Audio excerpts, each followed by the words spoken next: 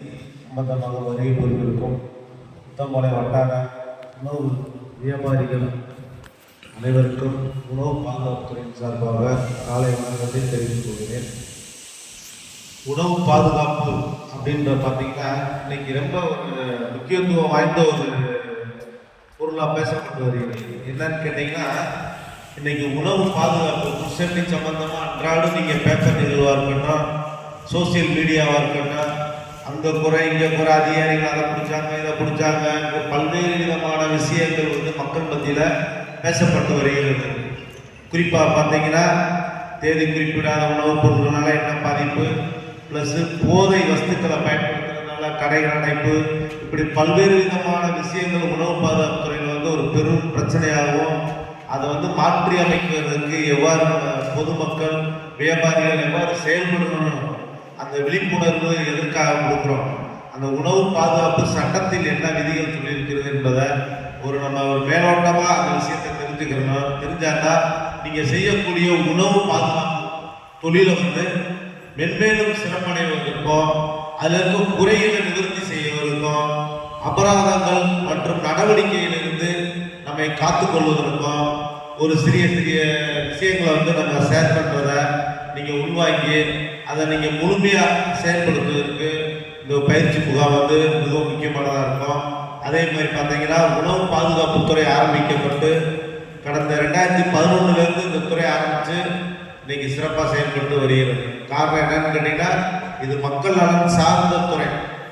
அதனால தான் இன்னைக்கு வியாபாரிகள் ப்ளஸ்ஸு உணவு பாதுகாப்புத்துறை இரண்டும் இணைந்து தான் பொதுமக்களுக்கு ஒரு பாதுகாப்பான, சுத்தமான, சுகாதாரமான ஒரு உணவு கிடைக்கிறதுல நம்ம உறுதி செய்யக்கூடிய ஒரு சட்டத்தை நடைமுறைப்படுத்துகிற துறையோட நீங்கள் இணைந்து வியாபாரம் செய்துக்கிட்டு இருக்கீங்க.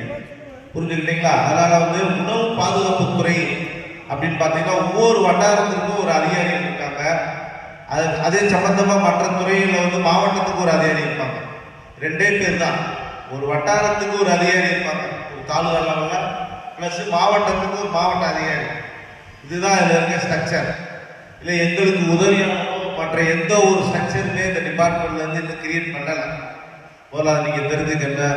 எங்களை சார்ந்த துறையிலேருந்து வேற யாரும் உங்களை பயன்படுத்துறதோ மிரட்டுறதோ எந்த ஒரு விஷயங்கள் இருந்தாலுமே நீங்கள் எதுக்கும் பயப்பட வேண்டிய அவசியம் கிடையாது.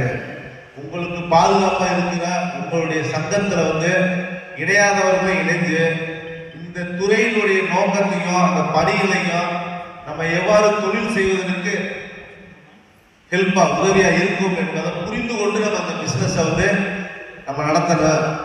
அந்த ஒரு நோக்கத்தில் தான் என்னுடைய செயல்பாடுகள் பார்த்தீங்கன்னா, நான் சின்னப்பூர் வட்டாரத்தில் கடந்த 3 ஆண்டுகளாக உணவு பாதுகாப்பு அதிகாரியாக பணிபுரிஞ்சுட்டு இருக்கேன். என்னுடைய நோக்கம் பார்த்தீங்கன்னா, வியாபாரிகளோட அன்பா கைண்டா உங்கள்கிட்ட தேவையான விஷயங்களை புரிய வச்சு தான் உங்களை நாங்கள் வழி நடத்துவோம்.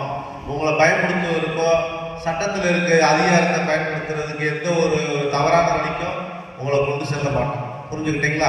அதனால் நீங்கள் முறையாக சட்டத்தில் என்ன சொல்லியிருக்காங்க, உணவு பாதுகாப்புத்துறையில் பொதுமக்களுக்கு நம்ம தயாரிக்கக்கூடிய உணவுகள் பாதுகாப்பாக, சுத்தமாக, சுகாதாரமாக நம்ம தயார் பண்ணி விநியோகம் செய்ய வேண்டும். அதில் வரக்கூடிய குறைபாடுகள் பொதுமக்களால் துறைக்கு புகாரா இன்னைக்கு வாட்ஸ்அப் நம்பர்லாம் வந்துருச்சு.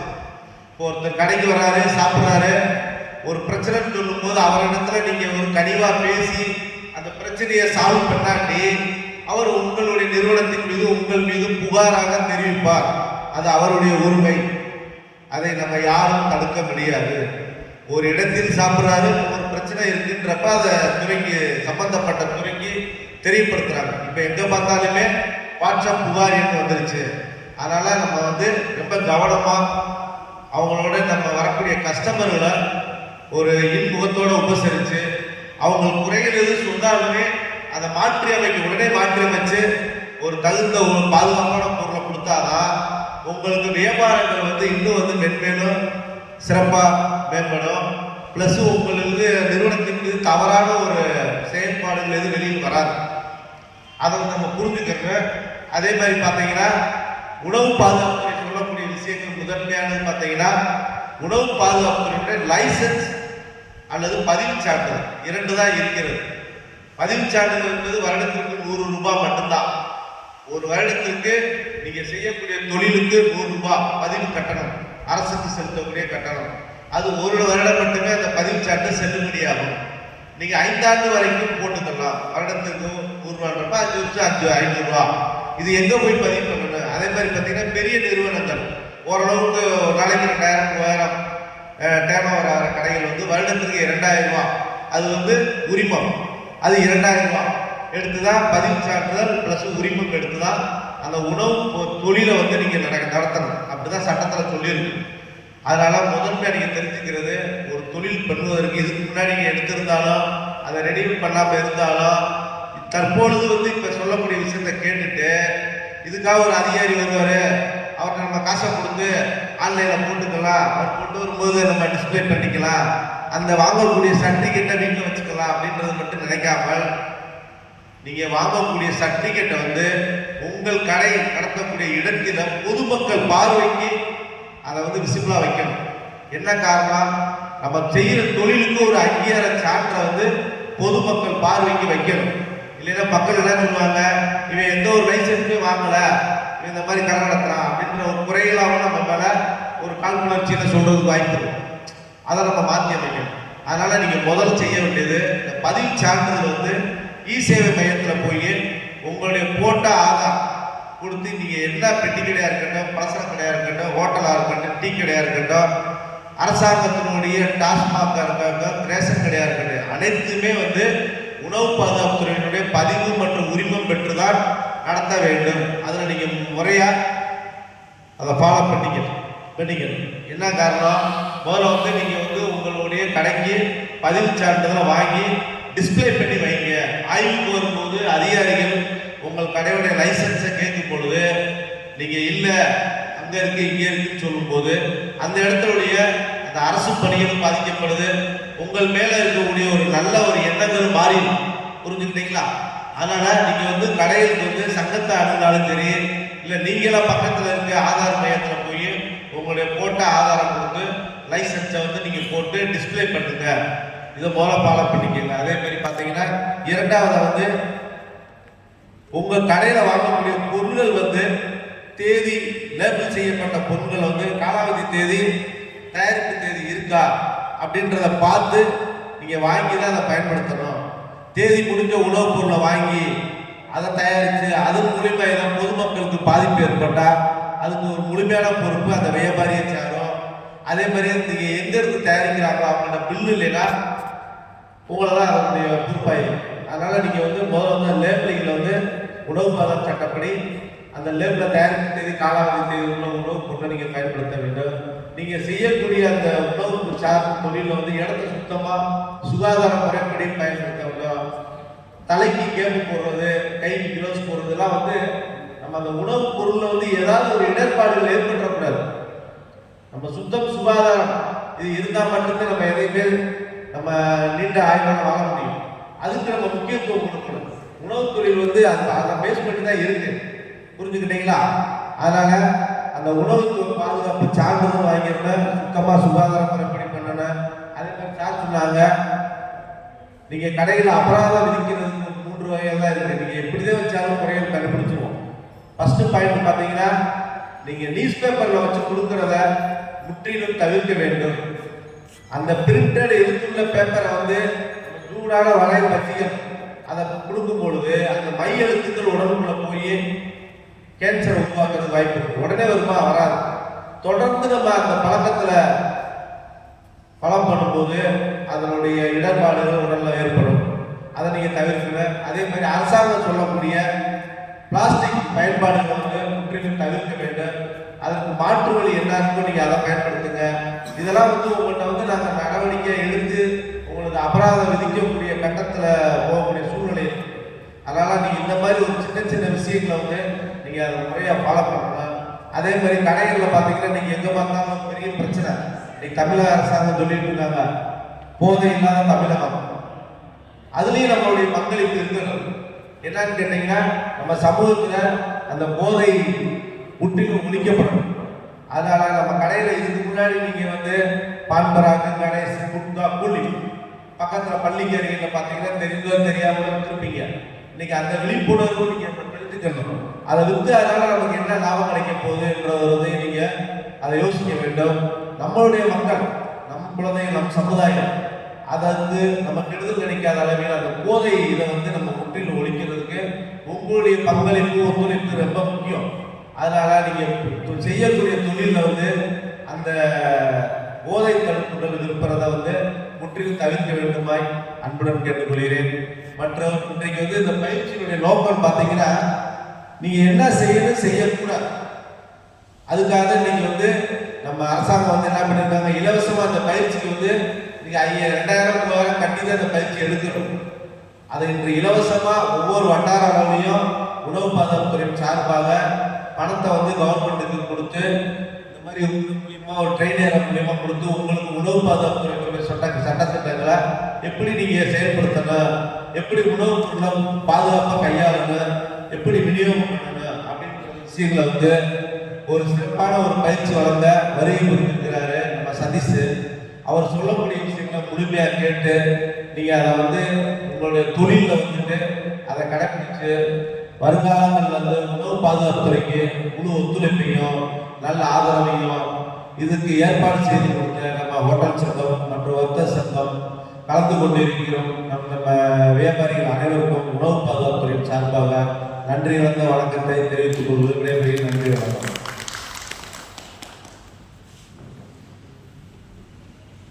உத்தமபாளையம் உணவு பாதுகாப்புத்துறை அதிகாரி அவர்கள் நல்ல பல கருத்துக்களை நம்ம எடுத்து வைத்தார்கள். சமூக அக்கறையுடன் உங்கள் தொழில் சார்ந்திருக்க வேண்டும், நடவடிக்கை எடுக்கிறதுக்கு வழிவகை வைத்து விடாதீர்கள் என்று நம்மிடம் அன்பான கோரிக்கை வைத்தார்கள். நாமும் அவர்களுடைய அறிவுரைகளை ஏற்று நம்மளால் எவ்வளவு முடியுமோ அவ்வளவு உணவுப் பொருட்களை சுத்தமாகவும் சுகாதாரமாகவும் ஆரோக்கியமான உணவு வழங்க வேண்டும் என்று ஒரே ஒரு நோக்கத்தோடு தொழில் புரிய வேண்டும். இந்த நேரத்தில் உணவு பாதுகாப்பு அதிகாரி அவர்களுக்கு உத்தமபாளையம் ஹோட்டல் சங்கத்தின் சார்பாக ஒரே ஒரு அன்பான விண்ணப்பம் வைத்துக் கொள்கின்றேன். நாங்கள் உணவு சார்ந்த தொழில் செய்து இருக்கின்றோம். நாங்கள் யாரும் தெரிந்து எந்த தவறும் செய்ய போவதில்லை.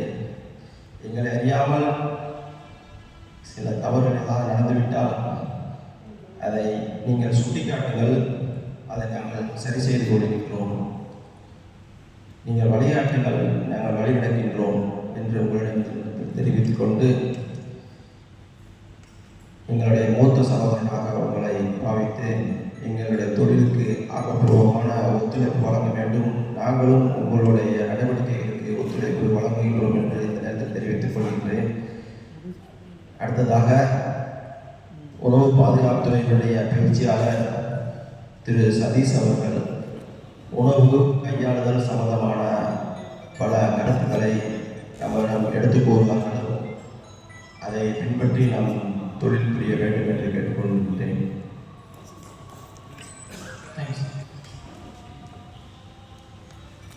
அனைவருக்கும் வணக்கம். வணக்கம். என்னோட பேர் சதீஷ்குமார். நான் FoSTaC trainer. FoSTaC என்னது தெரியுமா? FoSTaC FoSTaC training அதுதான் போஸ்ட் டாக். போஸ்ட் டாக் இது சிம்பிளா இல்லையா?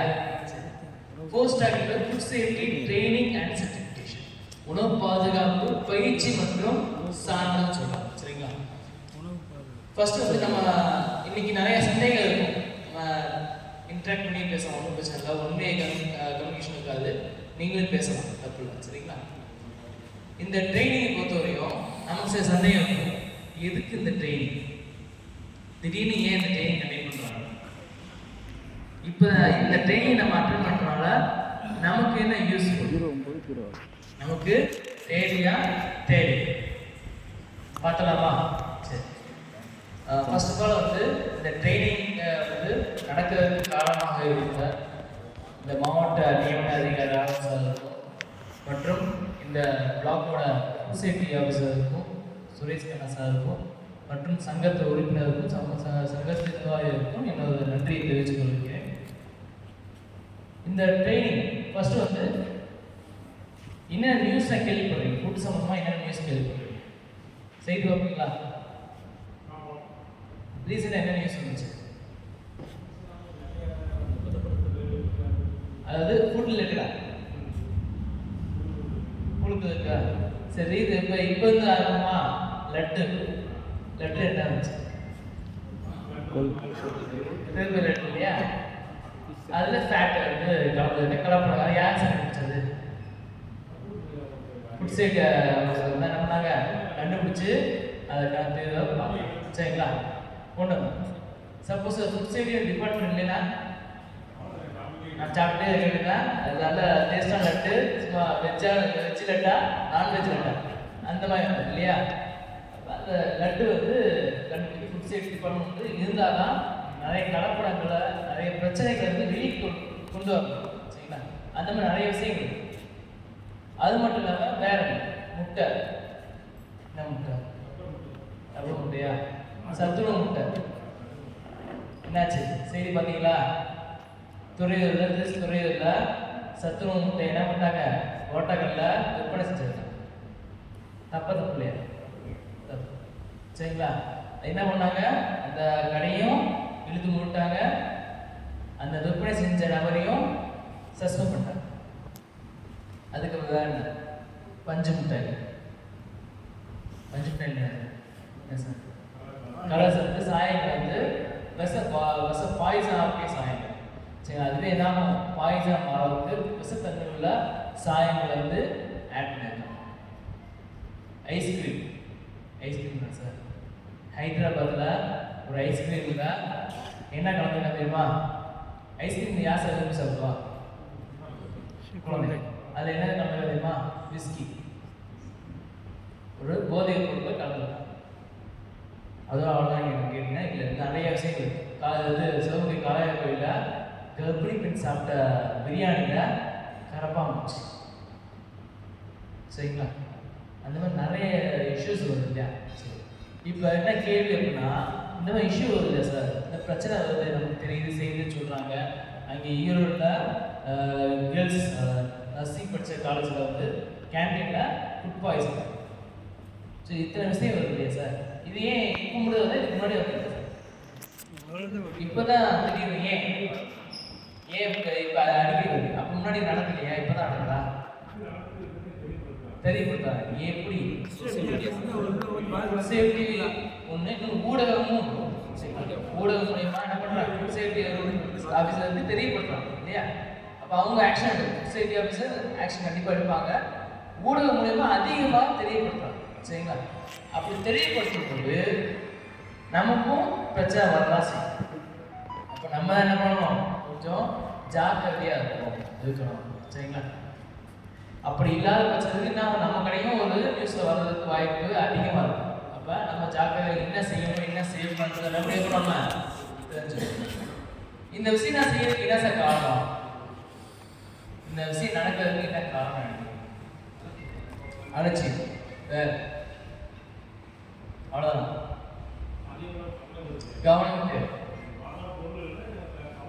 கவனிச்சு வாங்கணும். அந்த உணவுல வந்து சரியான வாங்கணும், கவனிச்சு வாங்கணும், அலட்சியம் இல்லாமல் பக்குவமாக பயன்படுத்தணும். அது மட்டும் இல்லாமல் அது எப்படி பயன்படுத்தணும்னு தெரியும் இல்லையா? அதற்கான ஒரு பயிற்சி தான் இந்த பயிற்சி கண்டிப்பாக இருக்கும். நமக்கு தெரியும் எப்படி சமையல் செய்யணும், எப்படி பண்ணணும்னு தெரியும். ஆனால் இருந்தாலும் முக்கியமான விஷயம் உங்கள்கிட்ட வேண்டிக்கிறது என்னன்னா, இப்போ எல்லாரும் போனஸ் தான் இல்லையா? மேக்ஸிமம் எல்லாரும் போனஸ் தான் போகும். தயவுசெய்து உங்கள்கிட்ட லேபர்ஸ் யார் ஒர்க் பண்ணாங்க அப்படின்னா அவங்க சப்போர்ட் பண்ணாரு. ஏன் அப்படின்னா மோஸ்ட்லி ப்ராப்ளம்ஸ் எங்கே வருது அப்படின்னா லேபர்ஸ் செய்கிற தப்புனால யார் பாதிக்கப்படுறா? ஓனர்ஸ் தான் பாதிக்கப்படுறோம் சரிங்களா? நீங்கள் செஞ்சால் அது கரெக்டாக செய்வீங்க இல்லையே சொல்ல இது. ஏன்னா வந்து உங்களுக்கு இது லைஃப், உங்களுக்கு இது வாழ்க்கை. அவங்களுக்கு இந்த கடையிலன்னா இன்னொரு கடை, அதுவும் இல்லைன்னா பக்கத்து ஊரில் போய் என்ன பண்ணுவாங்க,